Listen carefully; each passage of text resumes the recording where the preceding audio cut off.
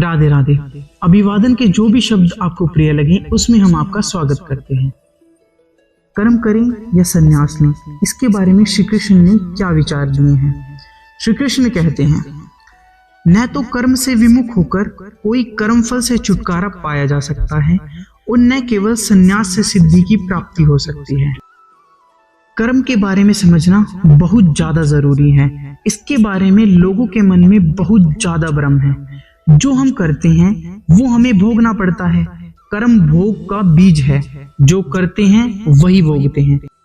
कर्म को 3 भागों में विभाजित किया गया है, प्रारब्ध कर्म, संचित कर्म और क्रियमान कर्म। सबसे पहले हम आपको क्रियमान कर्म के बारे में बताते हैं। क्रियमान कर्म वह कर्म होते हैं जो हम वर्तमान में कर रहे हैं। संचित कर्म वह कर्म है जो हम संस्कार लेकर पैदा होते हैं, वही संस्कार हमारे संचित कर्म कहलाते हैं। प्रारब्ध कर्म के आधार पर हमारी जन्म, मृत्यु, विवाह, शिक्षा, दीक्षा आदि सब चीजें इसके अंदर आती हैं। हम देखते हैं एक आदमी बहुत अच्छा है, चरित्र, उसका रहन सहन सब कुछ बहुत अच्छा है, लेकिन फिर भी वह दुख उठा रहा है। वहीं दूसरी तरफ हम देखते हैं एक व्यक्ति है जो बेईमानी करता है, चोरी डकैत करता है, दुष्ट कार्य करता है, फिर भी सुख भोग रहा है। यह सभी इन दोनों व्यक्तियों के पिछले कर्म के आधार पर निश्चित किया जाता है। श्री कृष्ण कहते हैं, यहाँ सबसे बड़ी बात है विधि का विधान। विधि का विधान बिल्कुल निष्पक्ष होता है। जैसा हम इसे बनाना चाहते हैं ये वैसा ही हो जाता है। हमारे कर्मों की वजह से हमें दुख मिलता है, जिसे हम सोचते हैं कि भगवान हमारे विरोध में है।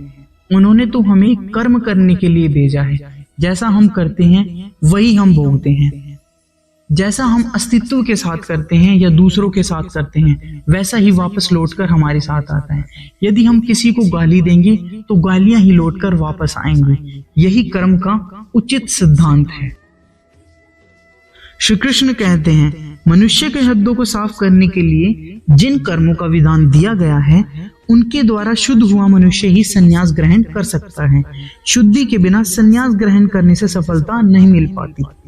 ज्ञान योगियों के अनुसार संन्यास ग्रहण करके तथा कर्म से दूर होकर मनुष्य जो जीवन जीता है वह नारायण कहलाता है। किंतु श्री भगवान कहते हैं ऐसा करना बिल्कुल उचित नहीं है। हृदय की शुद्धि के बिना संन्यास सामाजिक व्यवस्था में उत्पात उत्पन्न कर सकता है। ऐसे अनेक मिथ्याचारी व्यक्ति होते हैं जो कृष्ण भावनामृत में कार्य तो नहीं करते किंतु ध्यान का दिखावा करते हैं, जबकि वास्तव में वे मन में इंद्रिय भोग का चिंतन करते रहते हैं।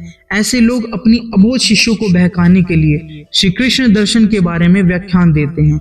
जो अपने को योगी बताते हुए इंद्रिय तृप्ति के विषयों की खोज में लगा रहता है वह सबसे बड़ा धूर्त है। श्री कृष्ण कहते हैं, इंद्रिय सुख के लिए योगी का मिथ्या वेश धारण करने की अपेक्षा अपने जीवन लक्ष्य को प्राप्त करने के लिए कर्म करते रहना अधिक श्रेष्ठकर है। एक गृहस्थ भी कृष्ण भावनामृत में नियमित सेवा करके इस लक्ष्य तक पहुंच सकता है। जो निष्ठावान व्यक्ति इस विधि का पालन करता है वह उस पाखंडी से कहीं श्रेष्ठ है जो अबोध जनता को ठगने के लिए दिखावटी आध्यात्मिकता को धारण करता है। जीविका के लिए योगी का मिथ्या वेश धारण करने की अपेक्षा सड़क पर झाड़ू लगाने वाला निष्ठावान व्यक्ति कहीं अच्छा है, कहीं श्रेष्ठ है। अपना नियत कर्म करो, क्योंकि कर्म न करने की अपेक्षा कर्म करना ज्यादा श्रेष्ठ है। कर्म के बिना तो शरीर निर्वाह भी नहीं हो सकता। संसारवादी वासनाओं की शुद्धि के बिना कर्म का मनमाने ढंग से त्याग करना उचित नहीं है।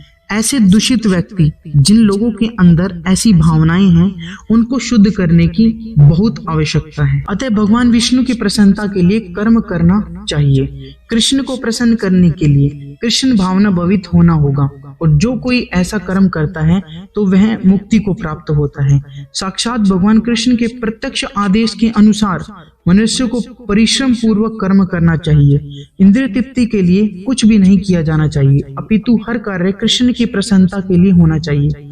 इस विधि से न केवल कृष्ण के बंधन से बचा जा सकता है, अपितु इससे मनुष्य को क्रमशः भगवान की वह प्रेमा भक्ति प्राप्त हो सकेगी जो भगवत धाम को ले जाने वाली है। अंत में श्री कृष्ण ने कर्मों से छुटकारा प्राप्त करने के लिए भी कुछ आदेश दिए हैं।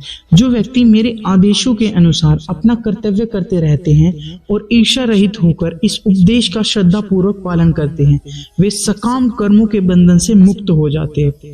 इस तरह की और मुख्य तथ्य जानने के लिए आप हमारे चैनल को सब्सक्राइब करें। अगर हमारी वीडियो अच्छी लगी हो तो लाइक, शेयर एंड कमेंट करना ना भूलें। राधे राधे।